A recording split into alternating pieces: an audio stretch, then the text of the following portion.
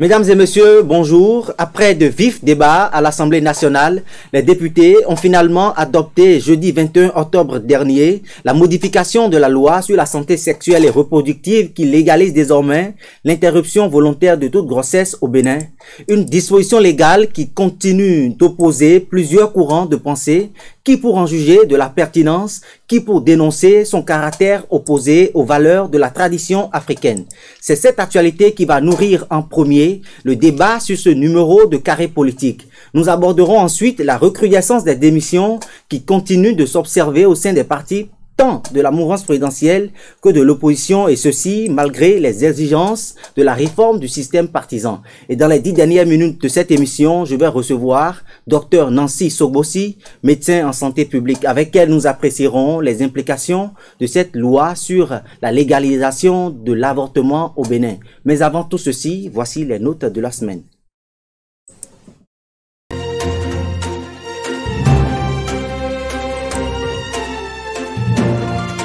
Amis internautes, à nouveau bonjour. Je reçois pour vous ce matin Jandel Glessoubé. Il est journaliste à Cap FM. Jandel, bonjour. Cher ami Paul, bonjour. Face à vous, Syriac Dekenou, qu'on ne présente plus sur ce plateau. Syriac, bonjour. Bonjour Paul, bonjour mesdames et messieurs les internautes de Bino TV. Eh bien, chers confrères, vous avez suivi cette actualité qui légalise désormais l'avortement au Bénin. Syriac Dekenou, quelle est la note que vous attribuez à ça? Je donne la note 2. 2. Jandel Glessoubé? Je donne la note 8. Nous allons revenir à Syriac Dekenou qui a donné la note 2. 2, pourquoi? Je donne la note 2 parce que il faut d'abord partir du fait que le but du vote de toute loi, c'est de pouvoir quand même un temps soit peu rester en conformité avec une valeur partagée par tous. Nous sommes dans une société africaine où l'avortement est considéré ou bien est regardé, est vu comme un crime. Donc le fait que l'on légalise l'avortement en République du Bénin est un acte qui, ma foi, causera trop de tort à la société, plus qu'il ne réglera les problèmes liés peut-être à ces avortements clandestins qui ont lieu un peu partout. La seconde chose qui me pousse évidemment à donner cette note 2, c'est le fait que, bien avant le vote de cette loi, il faut avouer que plusieurs parlementaires étaient montés au créneau et avaient marqué leur vive opposition par rapport au vote de cette loi. Mais on n'a pas compris comment est-ce que les choses se sont passées et nuitamment, la loi a été votée par l'ensemble des députés présents. Le cas vraiment le plus malheureux pour moi, c'est le cas du président de l'Assemblée nationale qui avait brandi même sa foi catholique et qui ne voulait pas à ce que nous assistons à une occidentalisation de la société africaine au point de tourner dos à nos mœurs, à nos valeurs et à nos traditions. Justement. Jandel Glessoubé, tout comme Syriac Dekenou, il y a certains conservateurs de la tradition béninoise qui sont montés au créneau et qui ont indiqué que cette modification de la loi de 2023, qui, faut-il le rappeler, autorisait déjà l'avortement, mais sous condition.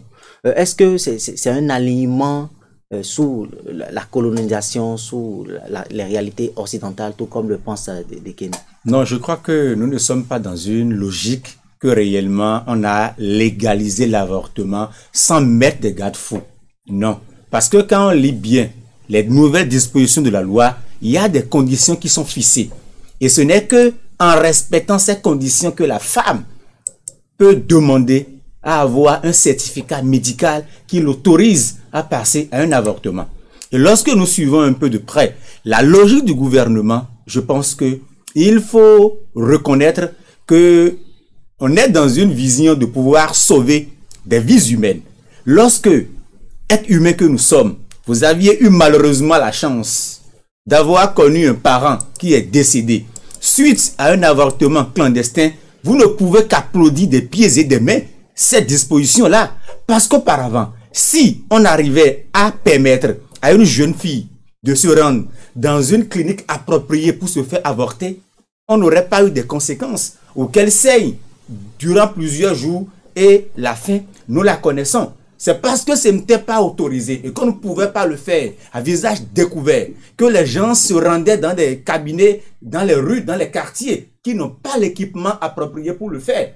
Et donc, si ce n'est que pour la santé publique, il faut reconnaître qu'on règle un problème. C'est vrai, on peut régler un problème et en créer d'autres. Mais pour l'instant, on sauve la vie des femmes. Lorsque, au bout d'une année, nous avons près de 200 personnes qui décèdent suite aux avortements clandestins, je pense qu'il faut aller au-delà de la pensée, de la civilisation, de la pensée, de la conservation de nos valeurs, même si, en l'état, ça pose encore de problèmes, au moins, ça règle un problème de la santé publique. Cyriaque Deguenou, l'article 17 nouveau de cette loi dispose en son alinéa 1, je cite, « À la demande de la femme enceinte, l'interruption volontaire de grossesse peut être autorisée lorsque la grossesse est susceptible d'aggraver ou d'occasionner une situation de détresse matérielle, éducationnelle, professionnelle ou morale incompatible avec l'intérêt de la femme et ou de l'enfant à naître. » Fin de citation. Est-ce que cette disposition de la loi n'expose pas davantage les auteurs de cette grossesse? En fait, il faut quand même, disons, éviter les amalgames. Pourquoi est-ce que je le dis? En soi, l'article 17 ne pose véritablement pas de problème. Mais c'est ce dernier alinéa qui dit que, à la demande de la femme, que l'on pourrait quand même, disons, interrompre la grossesse lorsque on dit que cette grossesse-là pourrait occasionner des situations de détresse matérielle, éducationnelle, professionnelle. Ce qui voudrait dire quoi? Ce qui voudrait dire qu'il suffit pour la jeune fille de se rendre dans un centre de santé et de dire peut-être que, aujourd'hui, je ne dispose pas forcément des moyens, ou bien je ne suis pas encore apte, ou bien je n'ai pas encore un boulot qui pourrait me permettre de subvenir aux besoins d'un enfant, parce que peut-être que celui qui m'a engrossé n'est pas forcément prêt à assumer la responsabilité liée à cette grossesse pour qu'on avorte. En réalité, c'est cet alinéa, en réalité, qui cause tout le problème. Mais laissez-moi quand même vous expliquer un certain nombre de faits. Et c'est d'ailleurs ce pourquoi je parle de mimétisme occidental auquel nous sommes en train d'assister malheureusement. Moi, je n'ai absolument rien contre le fait que l'on veuille en un temps soit peu protéger quand même, disons, la vie. Lorsque l'on dit que, par exemple, un cinquième des cas de décès, après quand même, disons, un enfantement est dû quand même à cette pratique d'interruption de grossesse. J'ai pu quand même écouter un médecin à la retraite, un gynécologue à la retraite, un gynécologue d'État, mais qui m'a expliqué que nous sommes dans un pays où, en réalité, pendant ces 3 dernières années, face quand même, disons, à la prise de différentes mesures d'assainissement du secteur sanitaire, où l'on a fermé ce qui existait comme, disons, les cabarets, ou bien quand même, disons, autres unités de soins non agréées, que l'on a pu quand même assister à un recul du taux d'avortement en République du Bénin. Qu'est-ce qui posait le problème? Ce qui posait le problème, c'est l'existence quand même de ces centres inadéquats qui offraient ces types de soins-là, qui offraient quand même, disons, qui sont pratiquement spécialisés dans les avortements. Ces unités de soins non agréées qui existaient un peu partout au coin de rue, qui offraient ça. Mais lorsque le gouvernement, depuis environ 3 ans, a pris toutes les dispositions adéquates, au point même, disons, d'interdire, qui ait lieu quand même, au point même d'interdire que des gens qui n'ont pas compétence exercent, et que ces unités irrégulières ont été fermées, on a assisté à ce recul-là. Seconde chose qu'il faille souligner, ce n'est pas l'existence des hôpitaux publics qui empêche l'automédicamentation. Nous sommes dans un pays où, malgré l'existence des hôpitaux, les gens, même en cas de maladie, préfèrent quand même, disons, trouver des solutions précaires pour s'auto-soigner. Ce qui voudrait dire quoi? Lorsque l'on légalise l'avortement, cela ne voudrait pas dire que systématiquement, la jeune fille qui se trouve peut-être en situation de difficulté ou qui n'a pas peut-être, disons, les moyens de subvenir aux besoins de cette grossesse-là, accepterait aller dans un centre de santé publique dépenser 70 000 francs pour se faire avorter. Ce qui voudrait dire quoi? L'avortement, en réalité, l'autorisation de l'IGV, l'autorisation de l'IVG, en réalité, ne va pas totalement régler le problème. Je pense plutôt qu'il faille plutôt adopter d'autres mesures telles que l'on a fait. En ce qui concerne la loi sur la corruption, on corse les dispositions et on communique abondamment autour. au point où des médecins ou bien des co-auteurs d'interruption de grossesse doivent être interpellés. Donc, je résume quand même, disons, mes propos pour dire ceci. Oui, et nous aurons le temps de l'observer. D'ici quelques jours, vous allez le voir. Même lorsque vous êtes même en relation avec, disons, une femme, regardez combien de fois la femme, même, elle est gênée lorsque vous devez passer aux actes intimes, d'aller dans une officine de pharmacie, payer un préservatif. Ce qui voudrait dire quoi? La jeune femme sera toujours gênée de se diriger vers les centres de santé publics pour dire oui, je veux procéder à une interruption de grossesse.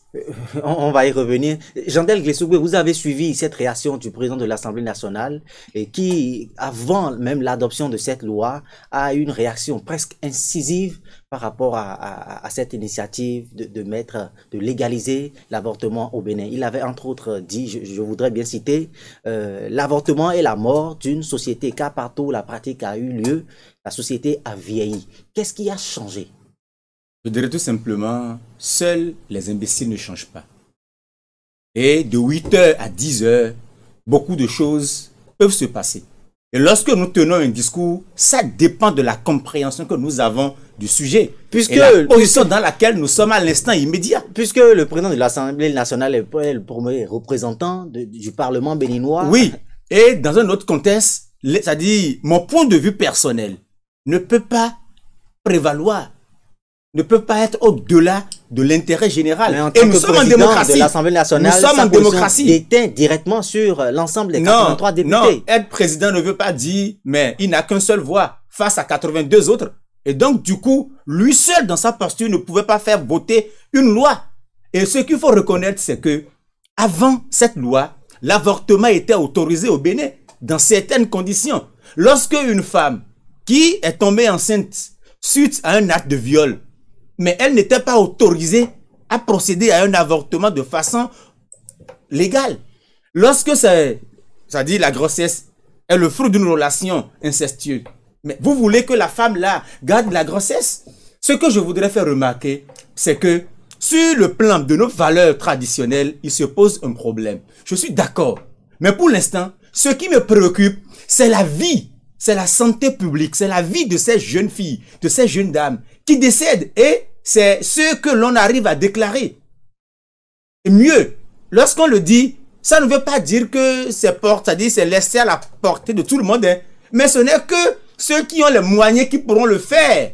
Parce que lorsque tu dois te rendre à l'hôpital et tu exposes les conditions, avoir le certificat médical, c'est un médecin qui en a la compétence qui va te délivrer le certificat. Et tu dois te rendre dans un centre de santé qui a le matériel approprié pour que tu puisses te faire avorter. Et donc, du coup, ce qu'il y a lieu de pouvoir souhaiter aujourd'hui, c'est les mesures sociales qui doivent accompagner. Qui nous dit que dans quelques semaines, dans quelques mois, qu'on ne reviendrait pas pour réfléchir sur l'aspect de l'implication au niveau de la tradition que cela nous ramène à voir aujourd'hui. Parce qu'aujourd'hui, que ce soit dans n'importe quel courant de croyance religieuse, lorsqu'on parle d'avortement, il y a un acte de réticence. Les gens sont un peu réticents. Parce qu'on dit un avortement, cela répond immédiatement à un acte de crime, qu'on arrive à tuer une personne humaine. On est d'accord. Mais si tant est qu'on peut sauver la vie d'une personne à un moment donné, pour quand même essayer d'avoir la stabilité et l'équilibre dans la société, pourquoi ne pas y aller? À certains moments, il faut avoir le courage et l'audace de faire des choix, même si c'est difficile pour certaines personnes. En initiant cette modification de la loi 2023, le gouvernement a pourtant fait référence au taux élevé d'avortement qui s'enregistre chaque année au Bénin. Il a été même dénoncé les conditions impropres dans lesquelles ces avortements-là se font. Ne pensez-vous peut-être pas que le gouvernement est dans son rôle de pouvoir préserver la vie de la femme béninoise? Le gouvernement est dans son rôle de préserver la vie de la femme béninoise. Et le gouvernement le fait déjà si bien, à travers quand même, disons, l'intégration de la discrimination positive, quand même le vote de plusieurs types de lois qui aujourd'hui criminalisent en quelque sorte, disons, le harcèlement en milieu professionnel. Le gouvernement le fait si bien. Mais est-ce la solution? est-ce que l'on a interrogé les sociologues? Est-ce que l'on a interrogé les psychologues? Est-ce que l'on a pu véritablement quand même, disons, faire tout ce qui a lieu autour de ça? Laissez-moi vous dire ceci. Pourquoi est-ce qu'en Afrique, seulement 4 pays africains, je crois, il y a la Tunisie, il y a le Cap-Vert, il y a la Mozambique, et je crois aussi qu'il y a l'Afrique du Sud qui n'autorise que l'interruption volontaire de grossesse. Mais c'est en réalité parce que l'on a pu se rendre compte que dans tous ces pays-là, c'est l'ouverture presque à tout. Vous avez la jeune fille qui déjà depuis les bancs, quand même, s'intègre déjà dans son mental que si éventuellement je tombe enceinte et que je ne voudrais pas garder, c'est que je suis libre d'aller avorter. La solution aurait été quoi? La solution aurait été soit de procéder quand même à la légalisation de la polygamie. Et pourquoi je le dis? Pourquoi légaliser la polygamie? En fait, c'est que je proposerai plusieurs solutions. Pourquoi, je dirais? Parce que en réalité, nous assistons beaucoup plus à des situations dans lesquelles ce sont des hommes qui, pour la plupart, vivent déjà maritalement, qui engrossent ces jeunes filles-là, et qui, pour la plupart, refusent d'en assumer la responsabilité. Si l'on légalisait la polygamie, et que quelqu'un sait qu'il a quand même la possibilité de prendre d'autres femmes, soyez certains que le taux d'avortement sera en net recul en République du Bénin.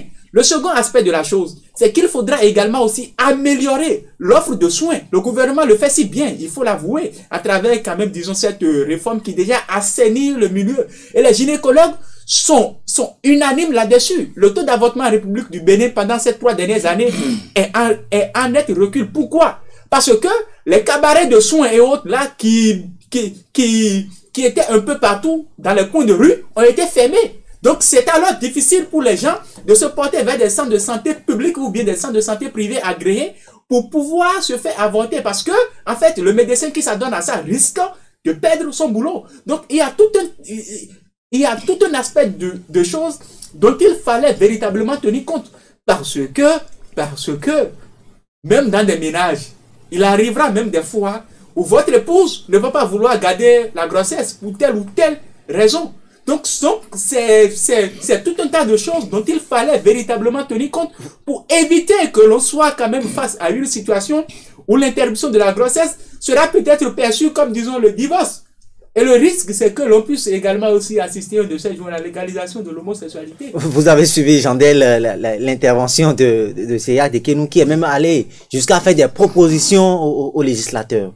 Qu'est-ce que vous y répondez? Je ne voudrais pas qu'on accepte que l'avortement est légalisé au Bénin directement. Non. C'est comme si avant... Mais il y a un champ qui est beaucoup plus ouvert à l'acte. C'est-à-dire, le débat se mène comme si avant, tu ne pouvais pas te rendre dans un hôpital pour te faire avorter. Ça se faisait avant. Dans certaines conditions. Mais on a juste augmenté un peu les conditions. Lorsque nous parlons du taux de pauvreté, lorsque la jeune fille en classe de 4e, en classe de 3e, malheureusement, dans une relation, arrive à se taper une grossesse. Et qu'on voit qu'elle ne remplit pas les conditions pour accoucher sur plusieurs plans. Mais est-ce que le père, la mère, avait le courage de garder la main de la jeune fille pour l'amener dans un hôpital pour dire, je veux faire, c'est-à-dire, il faudrait que la fille soit, c'est-à-dire, on pratique une interruption de cette grossesse. Est-ce que ceci va se faire sans l'aval de l'auteur de la grossesse? C'est là où il y a le véritable problème. Lorsque nous regardons un peu la loi, l'homme n'a pas un pouvoir de décision. Le pouvoir est laissé à la femme. Parce que c'est la femme qui fait la demande auprès du médecin. Justement, si une femme se rend auprès d'un professionnel de la santé et expose comme raison qu'elle n'a pas les prérequis, qu'elle est en détresse par exemple, de quel indicateur dispose ce professionnel pour pouvoir attester de ce que la femme n'est vraiment pas en mesure de garder? Et c'est là où on devrait mener le débat pour amener le gouverneur à dire c'est bien, on a légalisé l'avortement, il y a des conditions qui s'imposent. Mais oui, mais il faut alors essayer de corser un peu plus les conditions pour que les jeunes filles ne s'adonnent pas à ça. Parce que moi, je conçois un peu mal quand même que la jeune fille, ou soit la femme même mariée, puisse dire, à cause de certaines conditions, je ne peux pas garder la grossesse.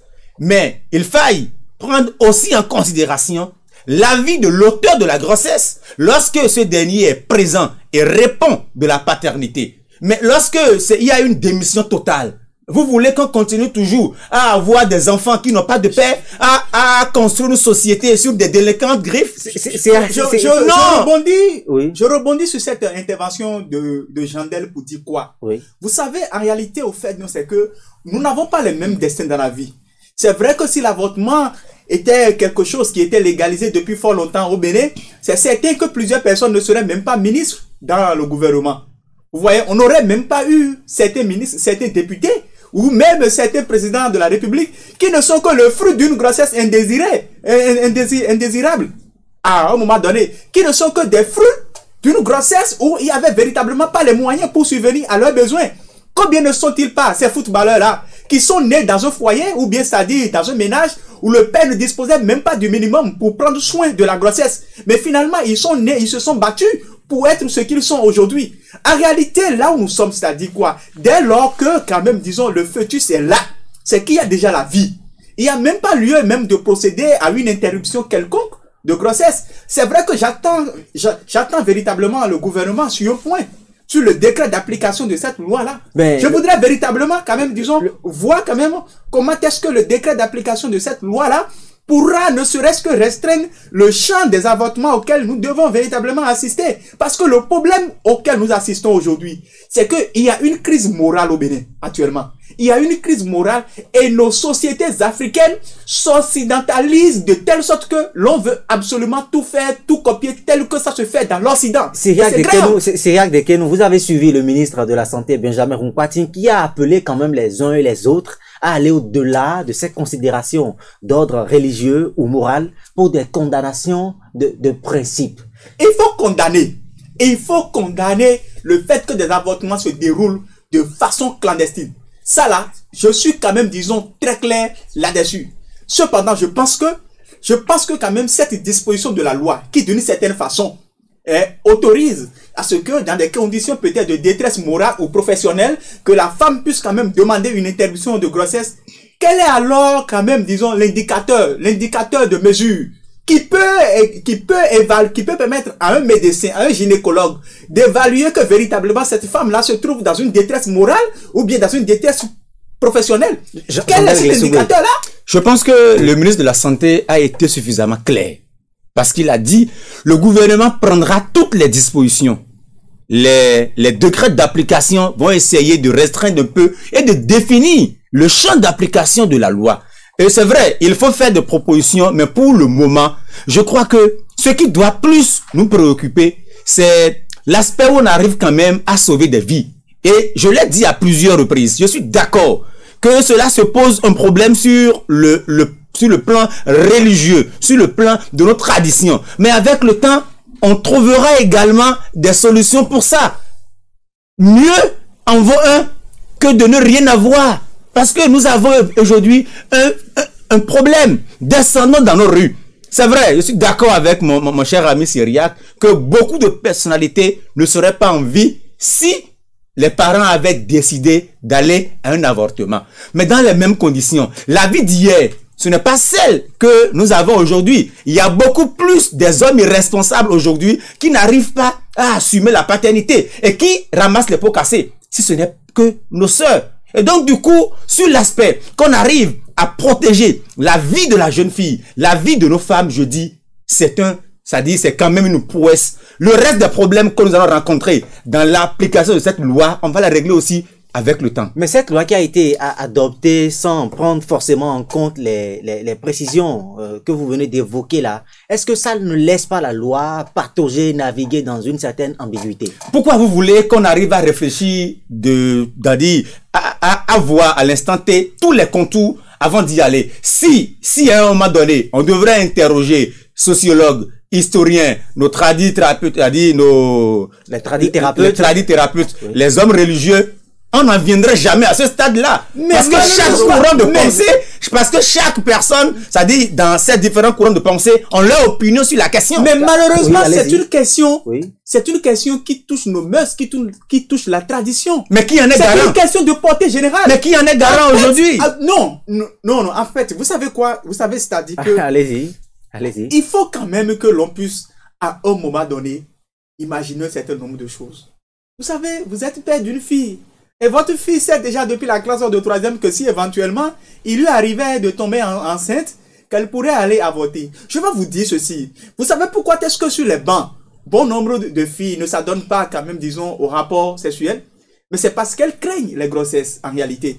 Celles qui, d'une certaine façon, arrivent quand même à franchir le Rubicon au point quand même de s'adonner à ça. Ce qui les pousse également aussi à limiter l'acte. La fréquence. À limiter la fréquence de l'acte.